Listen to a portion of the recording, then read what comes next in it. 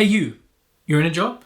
Maybe you're not, but something tells you that maybe you should start your own business. Maybe you hate your boss, maybe you hate having to get up early every morning and fucking get a train on time, and this is clearly me. Maybe you just want something more, you want freedom, you want to be able to live life on your terms. You don't want to have to wait a year to get a minor promotion when you're already kind of doing that job, but the company says you got to wait a year. There's so many reasons why you might not like your job. We're not here for that. I'm here to give you 5 mindset shifts that will shift you from, maybe being an employee, from being employed to being self-employed and to being an entrepreneur. I was going to say entrepreneur there. So the first one is you are going from being an employee to being a flipping CEO. Now, if you worked for, I was going to say Boeing, but you'd probably end up being killed if you were a whistleblower for Boeing, or chucked out one of their windows because they weren't stuck on properly. PVA works for aeroplane windows, right? If you worked for Apple and you left now and said, I want to come back as a CEO, it's not going to happen, is it? You're probably not qualified, probably not trained enough, probably not experienced enough, but somehow you're going to now be the CEO of your own business. Now, there's a lot of mindset shift within this one, but you have to have your own motivation. You have to keep track of your own personal development progress. Track of your daily tasks and if they're being done in the right time or they're taking too long, and if you're making the right progress. No one's watching that you're clocking in or clocking out. So how do you maintain that work-life balance? Making this transition from employee to CEO is, I've made it point number 1. It should be every point because it is the hardest element of making this transition. And it's where having a mentor, a coach, whatever it is to work through this with you helps massively. Even the way you are as a person, the way you speak, your mannerisms, the kind of culture that you operate from and with, that's going to change, And it's getting into that mindset of no one's coming to save you, right? You have to get up and get done. You are in charge of your own destiny. And the only thing really that's going to stop you is going to be you. And there's a massive level of freedom there, which you might be hearing that and think, I've never had that before in my life. And that's, well, why would you? Why would you? So for me, that's probably the biggest shift, is that emotional, cultural, physical, spiritual transformation that you go from being an employee to being employed. It's tough. Most people don't make it. They don't. You've seen the stats. Yeah? Chances are a lot of you watching this won't make it, especially if you try and go it alone without any support. You don't have the right people around you. You don't have a network who encourage you. You have, why aren't you down the pub on the weekend? Stop doing all that business stuff. It's not even going to work in it. You don't need that shit. Cut them. Right? How'd you get into these rooms? How'd you meet these people, right? There's so many things to talk about, but for me, that's the biggest change. And it's something that, that social media, glitz and the glam in these courses, e-commerce, make $1 million in a year, they don't teach you that. They don't teach you that real life element of that transformation, that metamorphosis that you are going to go through as a person. Because trust me, you are. Now, the second mindset shift is kind of going from scarcity to abundance. I think when you work in a job, you look around and say, well, if I'm a general manager and I want to be a senior manager, then I want to be a area manager and a regional, you kind of say, oh, okay, there's already people in that job. And there's no other jobs for that. Or there's 3 places in each of those jobs, but there's about 40 of us who are qualified for that and could be it and are going to want to be it. As much as you have a scarcity mindset in that scenario, you're actually correct because it is a scarce chance. And that's what employment does to you. It builds in, it's going to take years, you've got to do this, you've got to do that, that person's in that job, sorry, you've got to wait for that. This is what happens, and it keeps you in that hamster wheel, keeps you in that circuit. Because when you're employed, your job title is whatever, Chief Happiness Officer, Minister of Enjoyment, that's me, your job title can be whatever the hell you want it. And trust me, you're going to have every job title under the sun. Yeah, you will be when you're self-employed, working for yourself, just starting out. So changing that mindset from actually things are in abundance, money is everywhere, opportunity is everywhere, threats are everywhere. My ability to progress and to be a better person and to earn more money is in my hands. There's no one else telling me that. And so it's an abundance thing. You don't need someone to leave for you to take their position. You're the boss. You create the positions. And again, having that freedom, going back to step one, is an incredible thing. But when you don't know what you're doing with it or how to do it and no one's guiding you, it's pretty dangerous, which is why a lot of people fail. So let's change that mindset from scarcity to abundance. Now, the third one is failing forward, right? Or failing fast. There's a quote somewhere. It says, you should never waste a good failure. What? You should always learn from these things. You should always move forward, evolve, change, adapt, and grow from a failure. You learn way more from making a mistake and doing something wrong than you do from getting it right. Of course you do, because it's painful. You feel that mistake, that money lost, that time lost, that something wasted, right? But when you're in a job and you fail, I think often there's a political element to it. I work with a lot of corporate snakes. I have done, probably still doing it somehow, some shape or form. And they will do anything to cover their snaky little asses, right? And I get it. As much as I don't like it, you have to. You can't be seen to be failing. You can't be seen to be making mistakes. In so many companies, there is absolutely zero tolerance and zero culture for failing forward and from learning from mistakes. It's always like, well, you shouldn't have done that. You got your training, we're paying you enough, you're in your role, why are you making mistakes?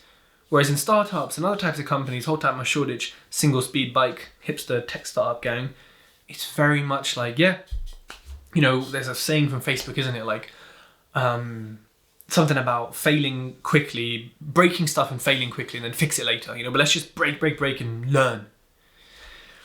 You don't get that in a lot of companies. Now, when you're in your own business, there's also a risk with that. It costs you money, it costs you time, you could ruin your reputation, But at the same time, you will have to make mistakes, but it's how you recover from them, publicly facing and internally with your staff, with yourself, It's how you talk to yourself about those failures that is going to have a massive impact on your success. Every time you fail and you say, oh, Tej, mate, you idiot. Like, come on, man, you've done this for a month now. You should be better at this. Useless. And you have colleagues who say, well, you've been going self-employed all week. You're already cooking up. How's that going to help? Right? And that goes back to step one. There's a big shift in the people you need to hang out with, your network, your journey, your support network. But failure is your best mentor. Even better than me. Maybe not. So don't waste a good failure, okay? And just remember, it's okay to fail. You're in charge. You decide how that failure is perceived and also then how it's received by other people and by yourself, right? So for me, that's a really important thing to remember and to focus on and to learn how you're going to deal with failure, right? And how you speak to yourself about that failure. Now, linking to that, my next point is from perfection to progress. I think a lot of companies claim they want progress, but a lot of the time they want perfection. They want it done correctly. They don't want mistakes, And perfection is like a unicorn. When was the last time you saw one? Not on Disney Plus. They're really pretty. They look cool. We're a unicorn. But they don't exist because perfection doesn't exist. And I think, in a company, you can almost, depending on their culture, wait for this perfection or keep trying to do things because you have the safety in a big company. If you got your salary, they're happy for you to take along, overanalyze things, take your real time to launch a project. But hey, you've just started a new business and you need to earn income in the next few months. Are you going to take 3 months to overthink something? No. You have no safety net. You have no one paying your way. You have nothing to stop you absolutely cocking it up apart from yourself. Then what? And that's where this failing forward, this abundance mindset, this all comes into it, right? Because in order for your business to grow, in order for you to grow, you have to make progress. It might be small, it might be big steps. It might be you commit to an idea, you do it, then you think and you say, next one. You have a minimum viable product. You do market research on a small sample. But you have to move way quicker and be way more nimble than you do have to be in bigger companies. If you come from a startup, I actually think you're probably better prepared to have your own startup because you get kind of wearing multiple hats. You get how it is at that stage and how crazy it is, And so actually coming from a startup, a lot of this advice still definitely applies because remember, Even in a startup, you've probably got millions of pounds of seed funding or whatever, right? From some dopey investor who believes in your ferret helmet GoPros or whatever. Like, wow, yeah, really cool idea. I'm gonna give you guys like 3 mil, and then in like 2 years you're gonna be the Airbnb of ferret GoPros, and then we're gonna exit and like California. You've seen that shit, right? I don't think Peter Jones is investing in that shit. So, in order for this to happen, you have to understand, and this goes back to the failure point, that progress can be very slow, it can be incremental, it can be 1% better every day. But if you do 1% compounded by 365, maybe take a couple of days for Jesus' Christmas and Easter and all that, you're looking at a pretty hefty compound effect there on the percentage that you've got better by. And that comes from progress. It doesn't come from perfection. Your customers aren't expecting perfection. They're expecting close to it because they're paying, but they're not expecting perfection.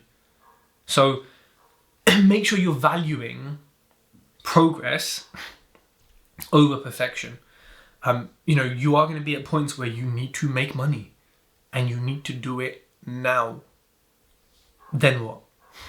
Right?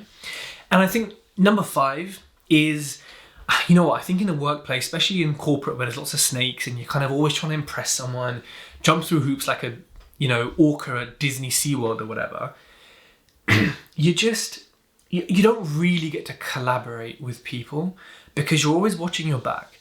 You're always unsure about, what people's motives are.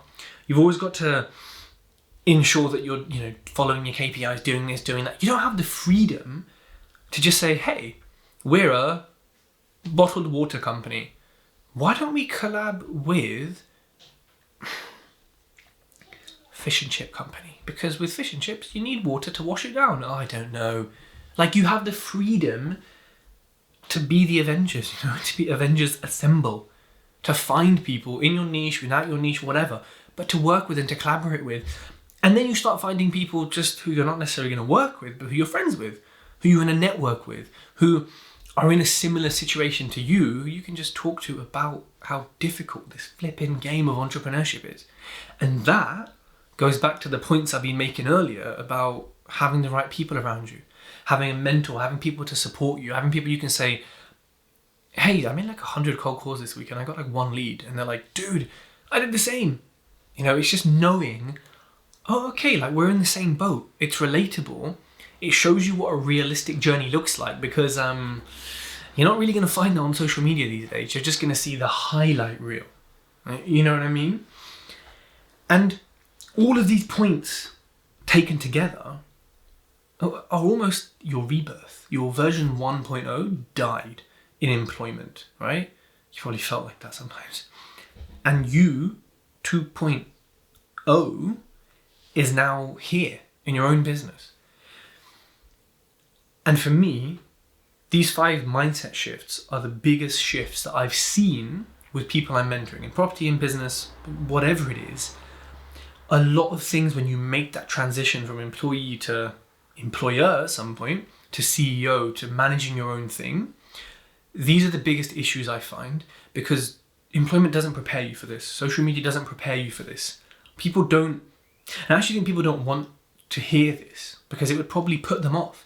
This is not the glamorous side of it. This is like the tough side. But once these foundations, once this tough side is set and built, it allows you to build, fucking Burj Khalifa from it. It allows you to build an absolute beast of a business if you want, but only if these mindset shifts are here. Don't worry about the mechanics, the process, the step-by-step guide to your first sale.